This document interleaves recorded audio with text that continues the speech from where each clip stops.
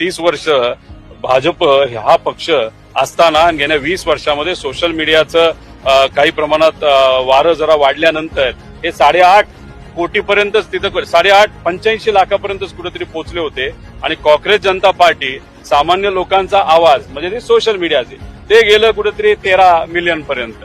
म्हणजे कुठं ना कुठेतरी भाजपला क्रॉस करून ते सुद्धा 6 दिवसात एका बाजूला आहे 20 वर्ष 6 दिवसात जर पुढे जात असेल तर धाबे तर धनणार ना घाबरणार ना. आणि पहिला जो व्हिडिओ टाकलाय तो कुठेतरी नीटच्या बाबतीतला म्हणजे सामान्य लोकांचेच प्रश्न ते त्या ठिकाणी मांडतात.